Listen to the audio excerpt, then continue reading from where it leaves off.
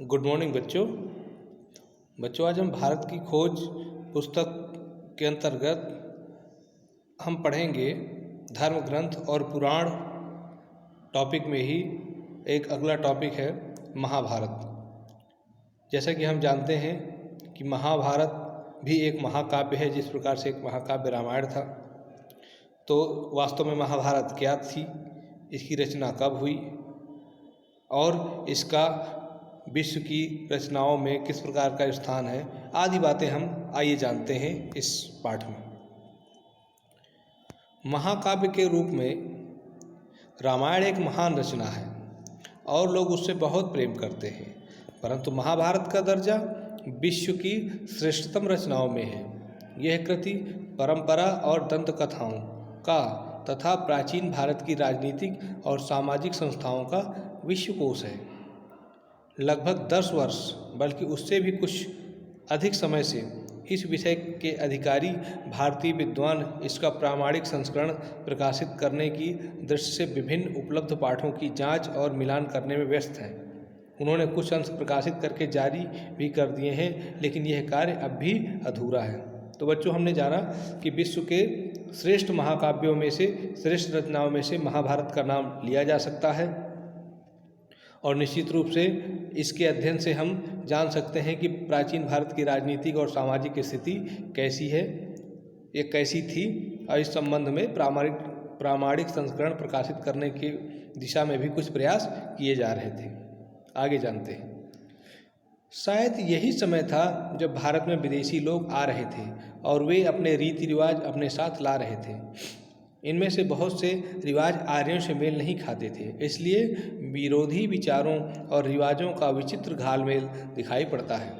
आर्यों में स्त्रियों के अनेक विवाह का चलन नहीं था, किंतु महाभारत की कथा की एक विशेष नायिका एक साथ 5 भाइयों की पत्नी है। धीरे धीरे यहाँ पहले से मौजूद आदिवासियों के साथ नए आने वाले लोग भी आर्यों के साथ घुल मिलकर एक हो रहे थे और इस नई स्थिति के अनुरूप वैदिक धर्म में संशोधन किया जा रहा था। इसने सबको समेटकर चलने वाला वह उदार व्यापक रूप ग्रहण कर लिया जिसे आधुनिक हिंदू धर्म निकला। तो कहने का तात्पर्य बच्चों कि आर्य ही हिंदुओं का रूप धारण कर लिए हैं। आर्यों की ही संस्कृति ऐसी रही है जो उत्तरोत्तर विकास करती रही है और विदेशों से आने वाले धर्म संस्कृति का अपने साथ विलय करने और उसको नया रूप देने में सफल रही है। यहाँ पर एक चर्चा ये की गई है द्रौपदी की। आप जानते हो ना, महाभारत कथा आपने पिछले साल पढ़ी थी कि द्रौपदी के 5 विवाह हुए थे, या कहा जाए द्रौपदी के 5 पति थे। लेकिन आर्यों में इस तरह का विवाह का चलन पहले नहीं था, लेकिन ऐसा चलन इसलिए हुआ होगा क्योंकि विदेशों से बहुत से लोग आ रहे थे और उनकी संस्कृति का प्रभाव निश्चित रूप से भारत की संस्कृति पर भी पड़ा होगा। ऐसा मानना है पंडित जवाहरलाल नेहरू का। आगे चलते हैं।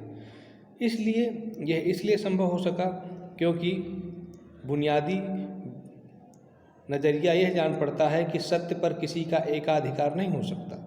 उसे देखने और उस तक पहुँचने के बहुत रास्ते हैं, इसलिए सब तरह के अलग अलग, यहाँ तक कि विरोधी विश्वासों को भी सहन कर लिया गया।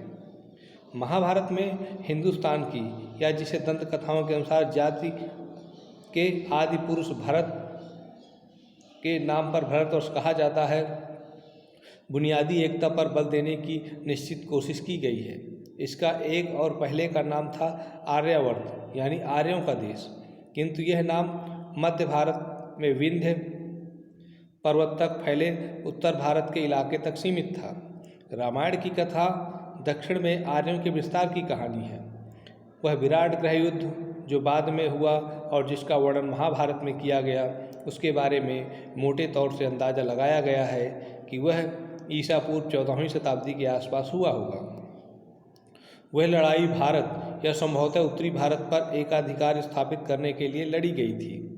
इसी लड़ाई से एक अखंड भारत की अवधारणा की शुरुआत हुई। इस अवधारणा के अनुसार आधुनिक अफगानिस्तान का बहुत बड़ा हिस्सा भारत में शामिल था। इस हिस्से को उस समय गांधार, जिसे वर्तमान कंदहार शहर का नाम पड़ा है, कहा जाता था और उसे भारत का अभिन्न हिस्सा समझा जाता था। वास्तव में इसी कारण मुख्य शासक की पत्नी का नाम गांधारी यानी गांधार की कन्या पड़ा था। दिल्ली नाम का आधुनिक शहर नहीं था, बल्कि इस इलाके के निकट बसे हुए हस्तिनापुर और इंद्रप्रस्थ नाम के पुराने शहर इसी समय भारत की राजधानी बने थे। तो बच्चों, यहाँ पर पंडित जवाहरलाल नेहरू जी ने बताया कि ये जो पहले हमारे देश का नाम क्या था, आर्यावर्त।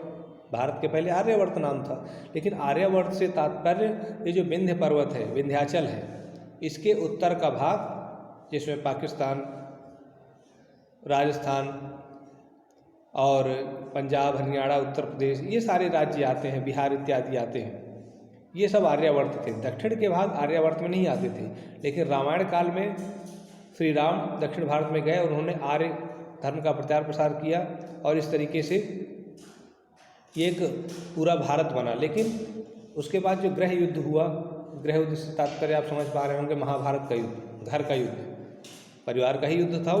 उस गृह युद्ध में ही एक भारत की अवधारणा स्थापित हुई होगी और इसमें गांधारी का भी उन्होंने उल्लेख किया, जो कि अफगानिस्तान के एक शहर गांधार देश की राजकुमारी थी। उस समय भी भारत का कब्जा गांधार देश तक था, अर्थात वर्तमान के अफगानिस्तान तक था, ये कहने का तात्पर्य। और हाँ, दिल्ली की बात कही, उस समय दिल्ली शहर जैसा कुछ नहीं था। हस्तिनापुर और इंद्रप्रस्थ नाम के दो पुराने शहर वहीं पास में थे। महाभारत में कृष्ण से संबद्ध आख्यान भी है और प्रसिद्ध काव्य भगवद गीता भी। गीता के दर्शन के अलावा इस ग्रंथ में शासन, कला और सामान्य रूप से जीवन के नैतिक और आचार संबंधी सिद्धांतों पर जोर दिया गया है। धर्म की इस बुनियाद के बिना न सच्चा सुख मिल सकता है और न समाज में एका रह सकता है।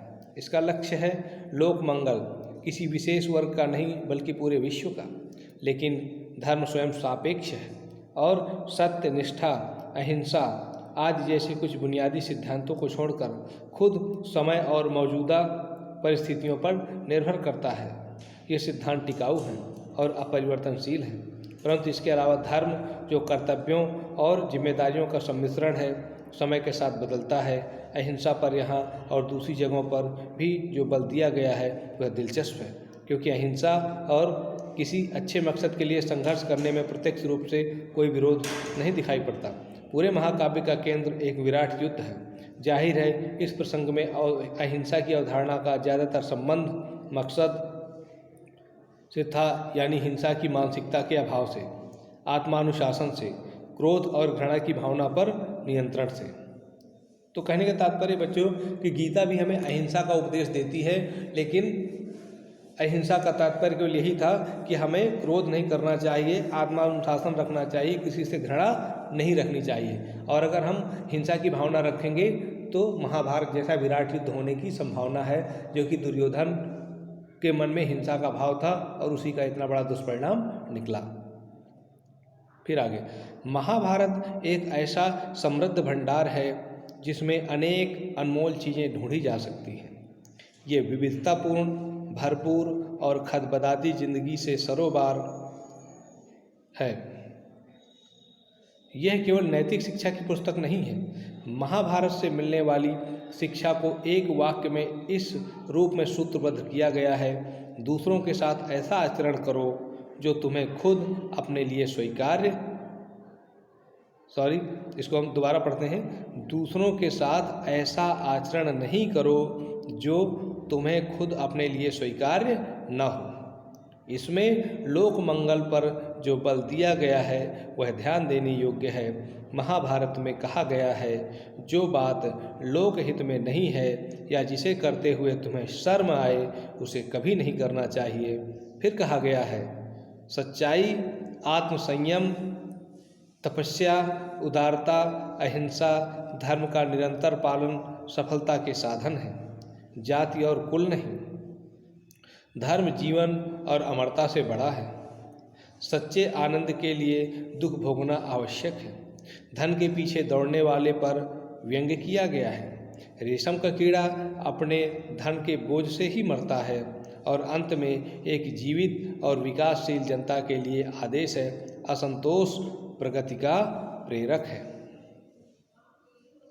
तो इसमें बहुत सारी बातें बच्चों लिखी गई जो महाभारत में है, उन्हीं का उल्लेख पंडित जवाहरलाल नेहरू जी ने अपने सरल और सहज शब्दों में किया है।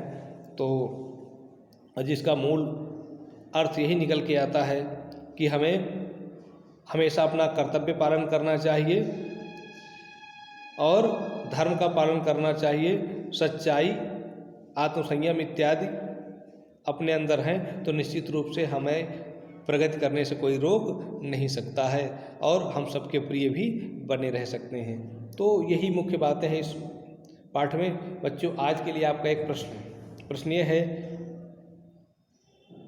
कि महाभारत में कौन कौन सी विशेष बातें कही हैं जिनका पंडित जवाहरलाल नेहरू जी ने इस पैराग्राफ में उल्लेख किया है। ठीक है, और या इस प्रश्न को इस तरीके से लिख सकते हैं, महाभारत में लोक मंगल से संबंधित कौन कौन सी प्रमुख बातें कही गई हैं जिनका पंडित जवाहरलाल नेहरू जी ने उल्लेख किया है। और ध्यान रहे यही नीचे वाले पैराग्राफ में ही उत्तर आपको मिल जाएंगे। तो ये ज़रूर आप लोग करिएगा। और अगले टॉपिक में हम पढ़ेंगे श्रीमद् भगवत गीता के बारे में। तो आज के इस वीडियो में फ़िलहाल इतना ही।